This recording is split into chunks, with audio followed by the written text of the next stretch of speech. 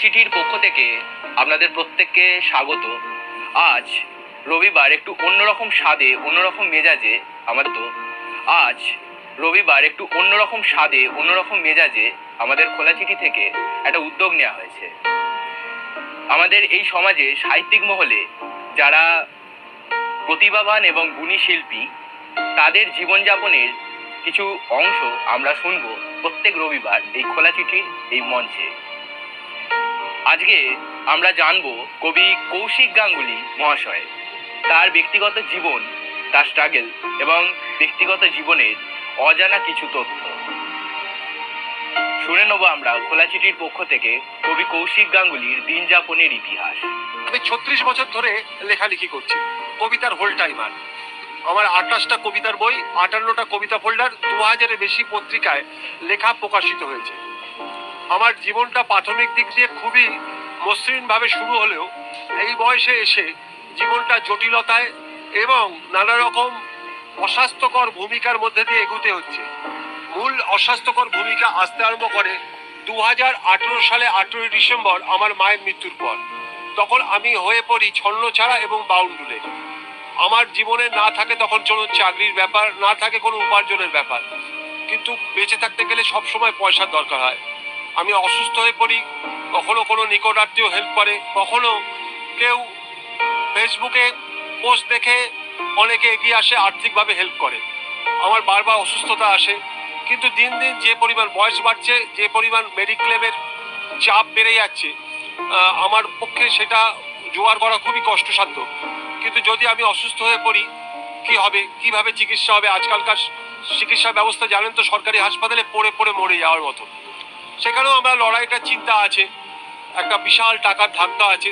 যাই হোক, ছেড়ে দিন সেসব কথা। এখন আমার দুটো জীবন, একটা হচ্ছে কবি জীবন, একটা হচ্ছে ব্যক্তি জীবন। ব্যক্তি জীবন দুঃখে ভরা, নানা রকম সমস্যা, বৃষ্টি পড়লে ঘরে জল ঢোকে, ভাঙা ঘর যে কোনো সময় ভেঙে পড়ে আমার ওপরই পড়তে পারে, লোকের ওপর পড়লে তো আরো ভয়ঙ্কর। তার ওপর আমার খাওয়া দাওয়ার ঠিক নেই, রোজগারের ঠিক নেই, কখনো একবেলা মুড়ি খেয়ে কাটাচ্ছি, কখনো একবেলা ভাত। কিন্তু কবিতার জীবনটা খুব সমৃদ্ধ, একের পর এক পুরস্কার পেয়ে যাচ্ছি। না না, সরকারি পুরস্কার নয়, কারণ আমি এই সরকারের আমলেও যা, ওই সরকারের আমলেও তাই, আগামী কোনো সরকার এলো তার আমলেও তাই। আমি প্রতিষ্ঠান বিরোধী। আমার লেখা হচ্ছে সামাজিক ভ্রষ্টাচার ও রাজনৈতিক দুর্নীতির বিরুদ্ধে। ফলে কোনো সরকারি আমাকে সমর্থন বা সহযোগিতা করবে এটা আশা করা বৃথা। আর আমি কোথাও আবেদন নিবেদন করি না। আমি আবেদন নিবেদন করে সাহায্যও চাই না, পুরস্কারও চাই না। যে পুরস্কার পাই লেখার যোগ্যতায় পাই, মানুষের ভালোবাসায় পাই। সেই ভালোবাসা যেমন নৈবেদ্য পুরস্কার, আমি সম্পূর্ণ এটা ভালোবাসা এবং আমার লেখার যোগ্যতায় পেয়েছি বলে মনে করি। আমার যে কোনো পুরস্কারই আমার কাছে সম্মানের। আমি সেই সম্মানটাকে বাঁচিয়ে রাখতে চাই। জানি আমাদের সম্মানের মূল্য আর কি। রাস্তায় দাঁড়িয়ে থাকা একজন বলশালী লোক এসে দুটো থাপ্পড় মারবে, মাথা নিচু করে চলে আসতে হবে। কারণ কোনো ক্ষমতাবান লোককে তো আজকাল প্রশাসন কিছু বলে না। সুতরাং আমাদের সম্মান অপমান সবই একই সঙ্গে চলে, সবই ক্ষমতার কাছে মাথা নিচু করে থাকি। আমাদের ভালোবাসা, আমাদের যন্ত্রণা সব কবিতার মধ্যে দিয়ে ফুটে ওঠে। আমাদের জেতা, আমাদের হেরে যাওয়া সবই কবিতার মধ্যে দিয়ে ফুটে ওঠে। আর আমি কবিতা ছাড়া আর কিছু লিখি না। আমি কবিতার হোল টাইমার। খালি কবিতা লিখে যাই, জীবন জিজ্ঞাসার কবিতা, সময়ের কবিতা, বেঁচে থাকার কবিতা, মাথা নিচু না করার কবিতা।